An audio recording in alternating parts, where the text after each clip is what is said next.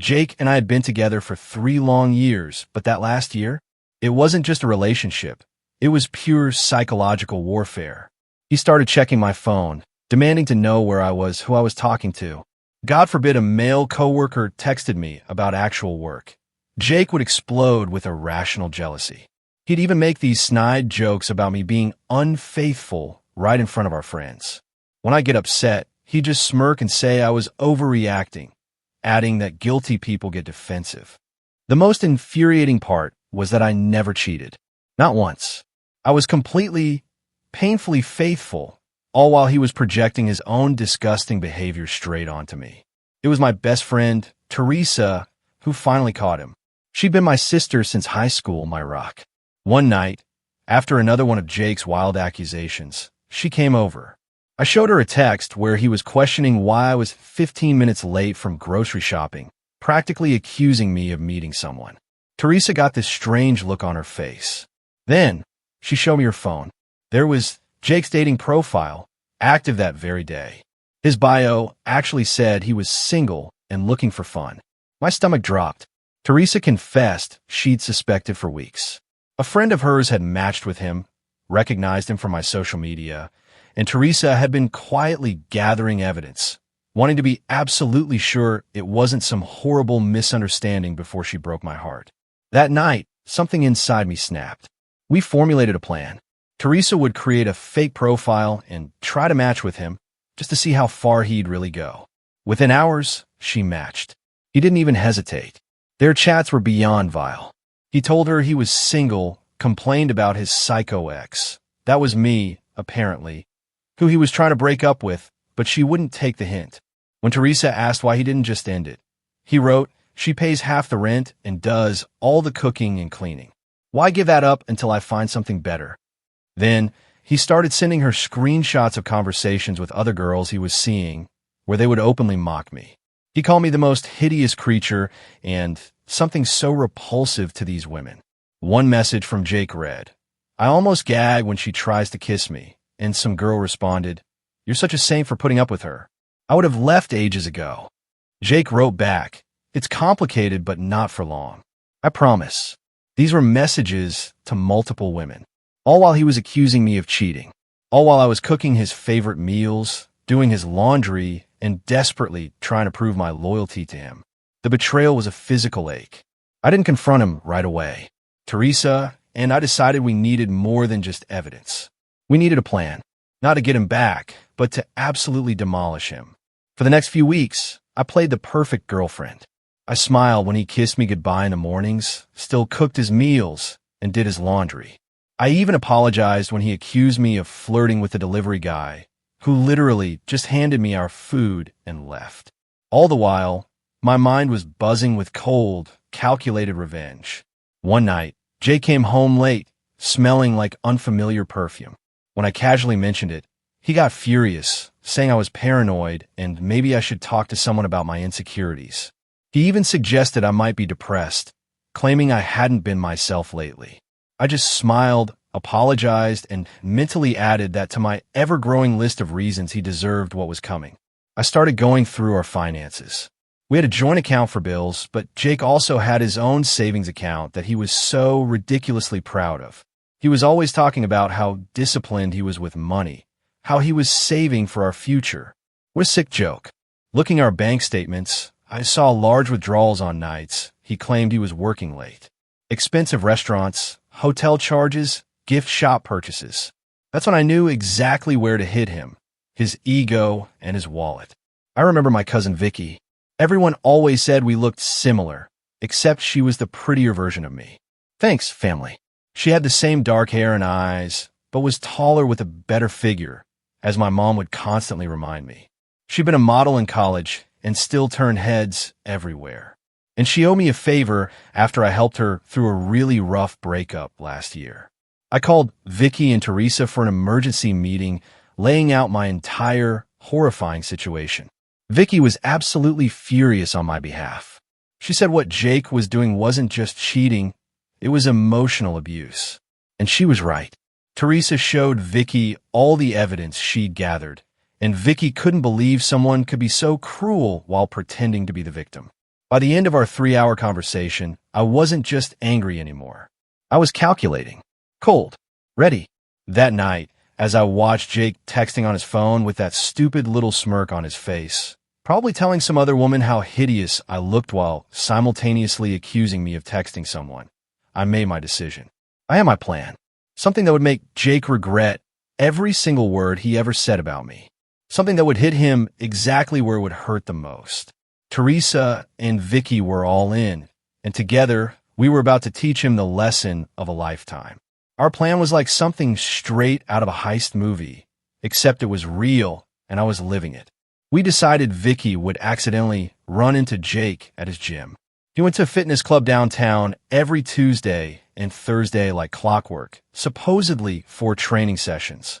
But now I suspected he was just trolling for women. Vicky got a guest pass through a friend who was a member. We studied Jake's routine from his workout selfies with timestamps. What a predictable dumbass. We knew exactly when to position her on the treadmill next to his favorite bench press. On the first day of Operation Takedown, Vicky wore these insane leggings that made even me do a double take. She texted me from the gym, target acquired. He hasn't stopped staring since I walked in.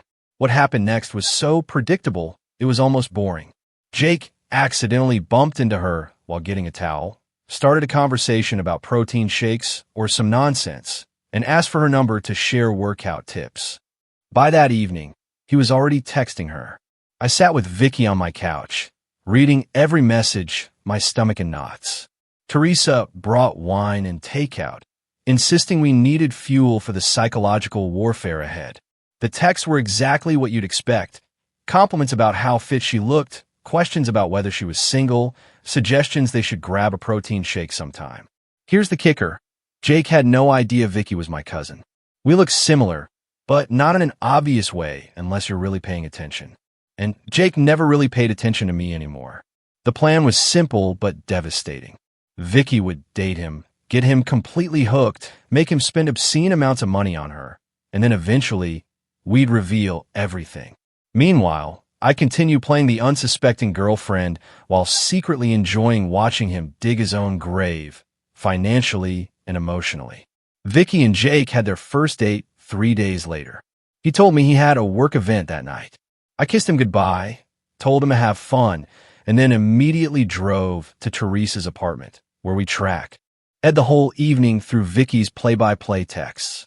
He took her to this ridiculously expensive restaurant he'd never taken me to, despite my hints about wanting to go there for our anniversary. Vicky said he ordered the priciest wine on the menu, bragged about his important job and his savings account. He even had the nerve to mention he was practically single and wrapping up a dead-end relationship. When Vicky sent us a bathroom selfie from the restaurant, I almost threw up. It was surreal seeing my boyfriend on a date with my cousin while I was sitting on my best friend's couch, eating popcorn and plotting revenge. Teresa kept reminding me it was all just evidence of what a piece of trash he was, and that soon he'd pay for everything, literally. Over the next few weeks, Jake became obsessed with Vicky. He started canceling our plans to see her, staying out later, coming home with this smug look on his face like he had some amazing secret, all while Vicky reported back everything to me and Teresa. The money spending started small, dinners, small gifts, concert tickets. But Vicky was strategic. She mentioned some jewelry she liked just casually while they were walking past the store. Next thing you know, Jake's dropping $500 on earrings to impress her. She'd talk about a weekend getaway spot she'd always wanted to visit, and suddenly Jake was booking hotels and making plans. The best part? Vicky would accidentally leave these gifts at his place, claiming she didn't want to lose them. But really, it was so he couldn't ask for them back later. Then she'd bring them straight to me. I now had a collection of expensive jewelry, designer bags, and even a fancy watch he bought her, all purchased with money he claimed he was saving for our future. As for the trips and experiences, Vicky had a system. She'd get Jake to book everything on his credit card. Then she'd find some excuse for why she needed cash for her half, which he'd immediately refuse because he was trying to impress her. Then, after the weekend, she'd Venmo me her fun money from Jake's cash. Sometimes I'd use it for myself, but mostly I'd split it with Teresa and Vicky for what we called our revenge fund. We were building quite the nest egg. By the way, if you're still with me, make sure to hit subscribe. More unbelievable stories are coming. One weekend, Jake told me he had a business conference in a beach town 2 hours away.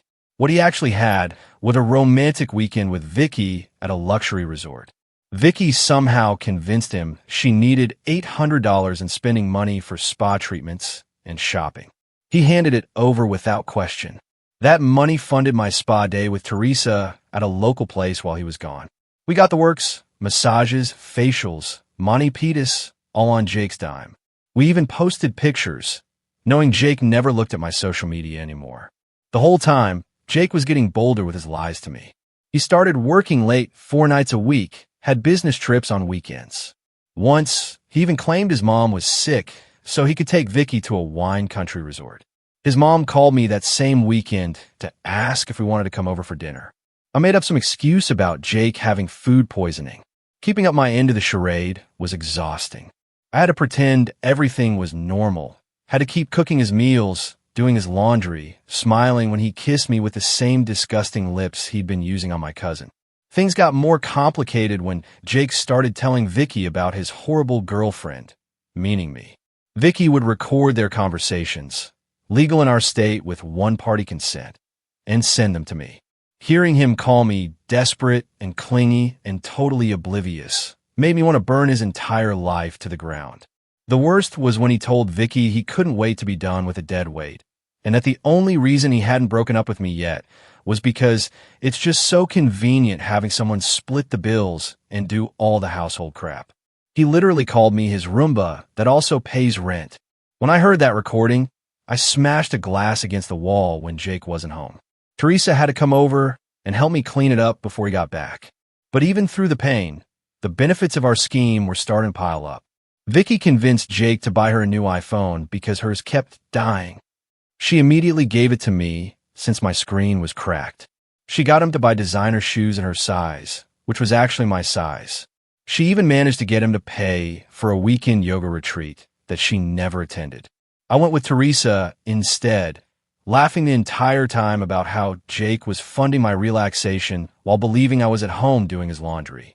Around the 2-month mark, Vicky started phase 2 of our plan.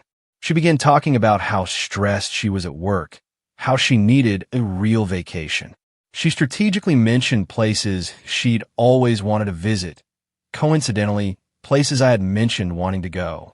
One night, while on a date with Jake, she broke down in fake tears about how she'd never been able to afford a real vacation. Jake, trying to be the hero, immediately offered to help. Before the night was over, he'd booked a weekend trip to this amazing mountain resort about 3 hours away. All expenses paid. Here's where it got interesting. The day before the trip, Vicky called Jake sobbing. Her grandmother was in the hospital, and she couldn't possibly go away that weekend. Jake was devastated, especially since the reservation was non-refundable. Vicky, being the thoughtful person she is, suggested he take the trip anyway since he'd been working so hard. Jake reluctantly agreed. The minute Jake told me he was going on a guy's fishing trip that weekend, his cover story to me, I texted Vicky and Teresa. The plan was in motion. Vicky had already secretly given me the reservation details. As soon as Jake left for work the next morning, I packed my bags, picked up Teresa, and we drove to the exact resort Jake had booked for his weekend with Vicky. We checked in using the reservation Jake had paid for. The front desk didn't even blink when I gave them my ID. The reservation was under Jake's name, but didn't specify guest names. We spent the entire weekend in luxury, spa treatments, gourmet meals, hiking with a private guide, all courtesy of Jake's credit card. We even ordered room service and charged it to the room. Meanwhile, Jake was texting Vicky about how disappointed he was, but how he was making the best of it on his fishing trip with imaginary friends. We took so many pictures that weekend, being careful not to post them anywhere Jake might see. Those photos went into what we called our evidence locker, the folder we'd eventually use to show Jake just how thoroughly he'd been played. When I got home Sunday night, Jake was already there, telling me about all the huge fish he and his buddies caught. I nodded and asked questions, acting interested, while secretly replaying the memory of soaking in a hot tub with a glass of expensive champagne. and he had paid for. The pattern continued for another month. One of my favorite scams was the birthday present scheme. Vicky mentioned her best friend's birthday was coming up, and she wanted to get her something special, but was short on cash. Jake immediately offered to help. He ended up buying an expensive designer bag that Vicky had picked out, which she promptly gave to me for my birthday, which was actually the following week. I carried that bag everywhere, including on dates with Jake. He complimented it once, saying it looked expensive. I just smiled and said Teresa had gotten it for me. Technically not a lie. His savings account was dwindling, and he'd started complaining to me about unexpected expenses at work and how we might need to tighten our belts for a while. The audacity. Meanwhile, things between Jake and Vicky were getting more serious from his perspective. He started talking about introducing her to his friends, maybe even his family. Vicky skillfully deflected, always keeping him at that perfect distance, close enough to keep spending money on her, but not so close that their relationship would move forward in any meaningful way. What Jake didn't know was that we were building up to something big. Vicky had started planting seeds about a luxury vacation she'd always dreamed of taking. Some tropical resort with private bungalows over the water, places where rooms cost like $1,000 a night. Jake predictably took the bait, started looking at options, trying to figure out how to afford it. That's when we discovered he'd been moving money from our joint account into his private one to fund his double life. Money that was supposed to be for our bills, our future. He'd been stealing from me to romance my cousin. Finding those transfers was like being punched in the stomach all over again. But it also made me more determined than ever to finish this. As the third month of our scheme came to a close, Jake was planning this extravagant vacation, draining his savings account for deposits, and buying new luggage and ridiculous tropical outfits. Little did he know, it was all leading to the final phase of our plan. But we weren't quite ready to spring the trap. Not yet. We had at least one more month of making him pay. Literally. The best part? He had no idea what was coming. He still thought I was completely oblivious, still cooking his meals and doing his laundry like the perfect girlfriend. Still believed Vicky was falling for him as hard as he was falling for her. Still believed he was the one in control of the situation. But the control was all ours. And soon, very soon, he was going to learn just how badly he'd been played. Month 4 of Operation Destroy Jake's bank account was when things got really interesting. By this point, Vicky had Jake wrapped so tightly around her finger that he'd started getting sloppy with his lies to me. He'd work late, but forget to text that he wouldn't be home for dinner. He'd leave receipts in his pockets that I'd find while doing laundry.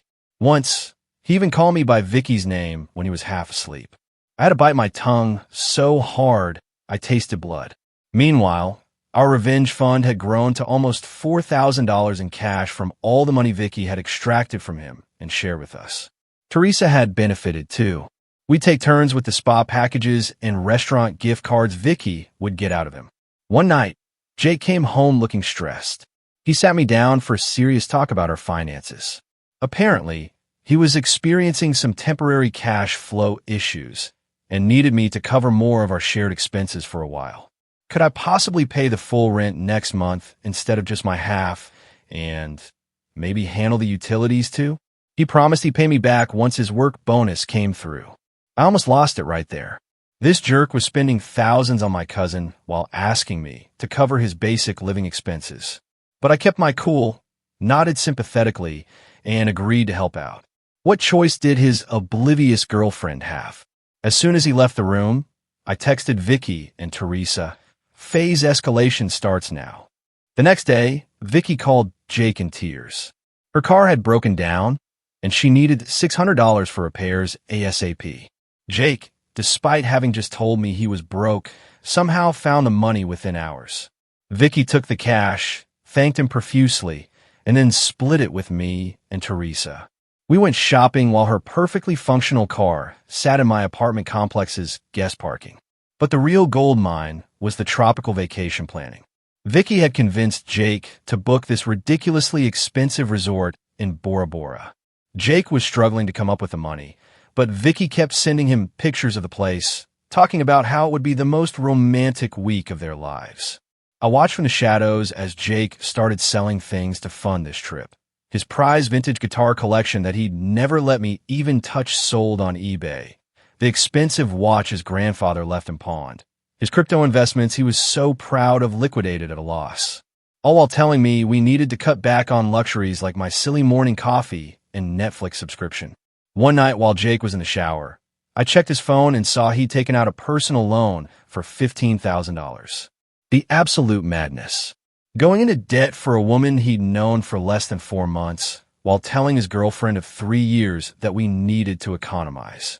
While all this was happening, I was quietly preparing my exit strategy. I'd found a new apartment with Teresa's help, affordable and with good security. I'd been moving my important documents and sentimental items there little by little. I'd started redirecting my mail to a P.O. box. I'd even opened a new bank account at a different bank where Jake had no connections. The stress of maintaining the charade was getting to me, though. Playing the supportive, oblivious girlfriend while watching Jake destroy his finances for another woman, even if that woman was my cousin working on my behalf, was exhausting. Some nights, I'd lie awake next to him, fighting the urge to scream in his face about what a pathetic, disloyal piece of trash he was. Teresa noticed I was struggling and suggested we treat ourselves to a mental health day using some of our revenge fund money. We booked a day at this amazing hot springs resort about an hour outside the city. The irony? It was a place Jake had once promised to take me for our anniversary, but claimed we couldn't afford. The day at the hot springs was exactly what I needed. Soaking in the mineral pools, getting massages, drinking champagne at 11 a.m., all while knowing Jake was at work, stressed about money, completely unaware that he was funding my relaxation. It felt like poetic justice. When I got home that evening, Jake was already there, which was unusual. He looked nervous, pacing around the living room. My heart dropped. Had he somehow found out about our scheme? But no, it was something else entirely. He sat me down and told me he'd been doing some serious thinking about our relationship. This was it. He was going to break up with me. After all these months of cheating and lying, he was finally going to end things so he could be with Vicky openly. I prepared my fake surprise face, already mentally rehearsing how I'd call Vicky and Teresa the minute he left to tell them we needed. But that's not what happened at all. Instead, this delusional man got down on one knee and pulled out a ring box. A tiny, pathetic engagement ring. He started saying how he'd been distant lately because he was working through some personal issues, but had realized I was the one he wanted to spend his life with. That sometimes people don't appreciate what they have until they almost lose it. That he wanted us to start fresh. I was literally speechless. This was his plan? To lock me down with an engagement while continuing to see Vicky on the side? Or was he planning to break things off with her? Either way, it was the most pathetic, desperate move I could imagine. The ring was tiny, nothing like what he'd once promised he'd get me someday. Clearly, his finances were in worse shape than I'd thought. I stood there frozen, my mind racing through options. If I said yes, it would buy me more time to extract maximum revenge. If I said no, the game would be over too soon. I did what any self-respecting woman in my position would do. I burst into tears. Not entirely fake. They were tears of rage, and told him I needed time to think, that his distant behavior had hurt me deeply, and I wasn't sure if we could fix things. That I loved him, lie, but needed space to consider his proposal. Jake was crushed but tried to hide it. He said he understood, that he'd give me all the time I needed. He even suggested I go stay with my parents for a few days to clear my head. I almost laughed out loud. He was trying to get me out of the apartment so he could have Vicky over. I pretended to agree, packed a bag, and went straight to Teresa's place. The minute I arrived, I called Vicky and filled her in on this insane new development. She couldn't believe it either. What kind of psychopath proposes to one woman while actively planning an expensive romantic vacation with another? We decided to use this new situation to our advantage. Vicky would act especially needy and demanding in the coming days, really pushing Jake to his financial limits. Meanwhile, I'd string him along about the proposal, asking for time and space while actually using that time to finalize my escape plan. Over the next week, I stayed at Teresa's, but maintained daily contact with Jake. I'd text him things like "still thinking" and "need more time," while he responded with increasingly desperate messages about how much he loved me and how he'd do anything to make our relationship work. 10 days after the proposal, Jake called me, sounding stressed. He needed to talk to me about something important in person. My heart raced. Had he somehow figured out our scheme? I agreed to meet him at a coffee shop the next day, then immediately called Vicky and Teresa for an emergency strategy session. We decided I'd wear a tiny microphone. Teresa had one from her journalism days, so they could listen from Teresa's car parked nearby. If things went south, they'd be right there to intervene. We also prepared a cover story in case Jake had somehow discovered what we were doing. What Jake wanted to talk about wasn't our scheme at all. It was money. He confessed he'd made some bad financial decisions recently and was in serious trouble. He'd maxed out his credit cards, taken out loans, and even borrowed from friends. He needed my help to get back on track. Specifically, he wanted me to take out a loan in my name to consolidate his debts. He promised he'd pay it back, that it would only be temporary. He even suggested it could be the first step in our life together, proving we were a team who helped each other through tough times. I sat there stunned at the audacity. This man had spent thousands on another woman, lied to my face for months, and now wanted me to go into debt to solve his financial problems he'd created by trying to impress my cousin. It took everything in me not to throw my hot coffee in his face. Instead, I told him I needed to think about it, that it was a big decision, that I was still processing his proposal, and this added a whole new complication. I could see the desperation in his eyes as I left, promising to let him know soon. The minute I got back to Teresa's car, we all burst out laughing. The sheer nerve of this man was almost impressive. Vicky immediately started planning the next phase. She would tell Jake she'd gotten an unexpected bonus at work and could now contribute significantly to their vacation. All he needed to do was complete the bookings, and she'd reimburse him for her share. Of course, that reimbursement would never come, but Jake didn't know that. Over the next few days, Jake secured the final bookings for their Bora Bora trip. He'd had to borrow money from his brother to cover the last few thousand, but it was done, all non-refundable, all booked under both their names. The vacation was scheduled to start in exactly 2 weeks. Their flights would leave on a Friday morning, which meant we had 12 days to execute the final phase of our plan. And Jake had no idea what was coming. No idea at all. Those final 12 days before Jake's romantic Bora Bora getaway, a LOL moment, if there ever was one, were some of the most stressful and exhilarating of my life. We had everything planned down to the minute, but there was always the risk he'd figure something out or that Vicky would slip up somehow. Meanwhile, Jake was getting increasingly desperate about money. He kept texting me about that loan, saying things like, "I wouldn't ask if it wasn't important, and this is about our future together." The audacity of this man thinking I'd go into debt for him while he was planning a luxury vacation with another woman. I mean, technically it was my cousin working on my behalf, but still.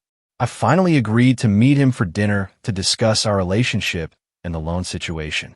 I chose this mid-range restaurant where we'd had our first date, partly for the symbolism and partly because I knew he couldn't afford anything fancier.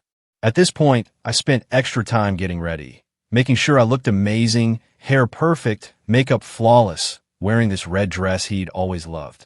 When I showed up, Jake's face lit up with hope. He'd been worried I was going to end things, but my appearance suggested otherwise. We ordered food and made awkward small talk while he kept glancing at my left hand, noticing I wasn't wearing the sad little engagement ring he'd given me. Finally, I cut to the chase. I told him I've been doing a lot of thinking about our relationship, about the future, about what I really wanted. His face got all serious and expectant. Then I dropped the first bomb. I told him I'd looked into the loan he wanted me to take out and could probably get approved for $25,000. The relief on his face was instant, like a drowning man spotting a lifeguard. He reached for my hand across the table, squeezing it while saying how it meant to him, how he'd definitely pay me back, how this proved we were meant to be together. I smiled and said there was just one condition. I needed access to all his financial records before taking out the loan. Bank statements, credit card bills, everything, just so I could understand exactly what I was getting into. His face froze. I kept my expression innocent. Like this was a perfectly reasonable request from someone about to take on their partner's debt. He stammered something about how that wasn't necessary, that he'd handle all the repayments, that I shouldn't worry my pretty head about the details. I insisted, saying this was non-negotiable, that if we were going to build a life together, there needed to be complete transparency. Jake looked like he was going to be sick. He excused himself to the bathroom, taking his phone with him. When Jake returned to the table, he had composed himself. He agreed to show me his financial records soon, but said right now the most important thing was processing the loan application because he had some urgent deadlines. I nodded sympathetically while mentally adding this to the mountain of evidence of what a manipulative jerk he was. I told him I'd go to the bank on Monday. This was Friday evening to start the application process. His relief was palpable. Little did he know I had zero intention of getting him a penny. Over the weekend, Jake was extra attentive and loving, bringing me coffee in bed, suggesting we watch my favorite movies, even cleaning the apartment without being asked. All while texting Vicky constantly about their upcoming trip, which was now just 9 days away. Monday morning came, and I told Jake I had an appointment at the bank. I dressed in my most professional outfit and left the apartment while he wished me luck. Where I actually went was to meet Teresa and Vicky at our new favorite coffee shop to finalize the details of our plan. When I got home that evening, Jake was waiting expectantly. I told him the bank needed more time to review my application, but that things looked positive. He tried to hide his disappointment and stress, but I could see his hands shaking slightly as he hugged me. 4 days before the trip, Vicky played her MasterCard. She called Jake crying, saying her grandmother had just been hospitalized and she might need to fly home to see her instead of going to Bora Bora. Jake panicked, started offering solutions. Could they postpone the trip? No. Non-refundable. Could her grandmother wait? She was shocked he would suggest that. What if he went with her to see grandmother instead? No. Family only during a health crisis. After letting him stew for 24 hours, Vicky called back with good news. Grandmother was stable, and the doctor said there was no need for immediate concern. The Bora Bora trip could proceed as planned. Jake was so relieved he actually sent her flowers as a feel-better gift for grandmother. Flowers that were delivered to my new apartment, where Vicky was actually staying half the time now as we prepared for the final phase. 2 days before the trip, Jake was a complete mess. The bank, aka me, still hadn't approved the loan he desperately needed. He was trying to pack for Bora Bora while hiding his suitcase in the closet whenever I was home. He was juggling texts between me and Vicky, trying to keep both relationships afloat. It was almost sad how pathetic he'd become. Almost. The night before the big trip, I told Jake I needed to talk to him about something important. His face went pale. He probably thought it was about the engagement or the loan. Instead, I told him I was going to stay with Teresa for a few days because I needed space to think about our future. His relief was visible. This solved his problem of how to leave for the airport without me asking questions. What Jake didn't know was that while he was at work the previous day, I'd already moved most of my remaining belongings to my new apartment. All that was left were some clothes and toiletries I could easily fit in one suitcase, which I packed while he was in the shower. As I was about to leave, Jake hugged me tightly and said he hoped I'd have an answer about our future when he got back from his business trip on Sunday. The fact that he could lie to my face so convincingly after 3 years together still astounded me. The moment I closed the apartment door, our final countdown began. Operation Complete Destruction was officially underway. I went straight to Teresa's place where Vicky was waiting. We ordered pizza, opened champagne, and went over our plan one last time. Tomorrow morning, Jake would head to the airport thinking he was about to have the romantic getaway of a lifetime with his gorgeous secret girlfriend. Instead, he was about to have the worst day of his life. We barely slept that night, too wired with anticipation. At 6 a.m., Vicky texted Jake, "Good morning. So excited for today. Can't wait to see you at the airport." Jake responded immediately, "Just finishing packing. See you at Terminal 3 at 8:30. Can't believe we're finally doing this." At 7 a.m., we watched through the apartment building security app as Jake left with his suitcase, looking happier than I'd seen him in months. The minute his car pulled away, Teresa, Vicky, and I got into Teresa's car and headed to the airport ourselves.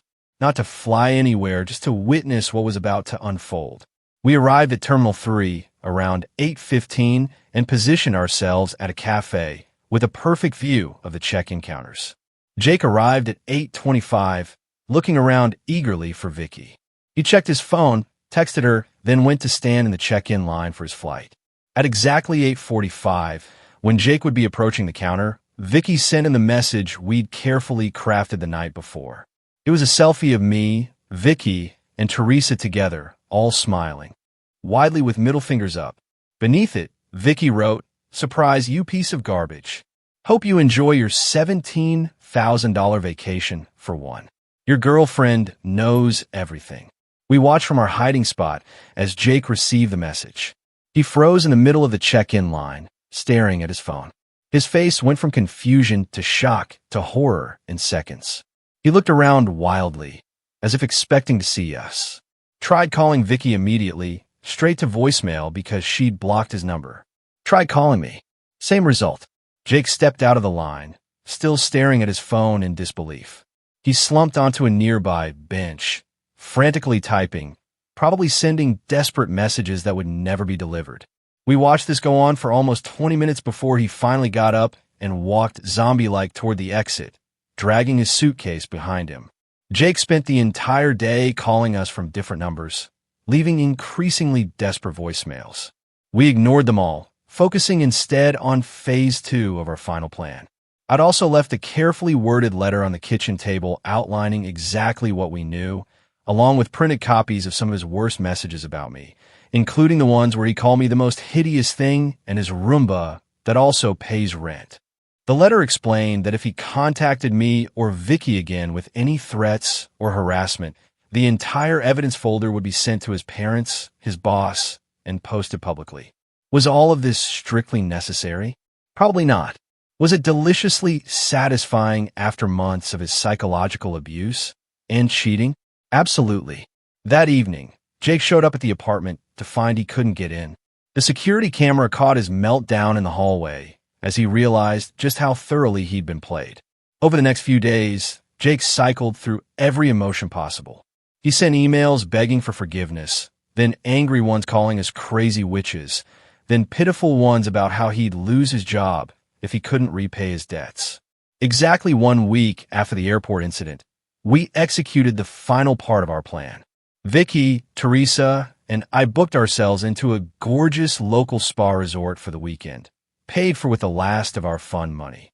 While soaking in hot tubs and getting massages, we each posted a single photo to our social media accounts. Predictably, this triggered another round of desperate messages from Jake, now using his brother's phone since we'd blocked all his numbers.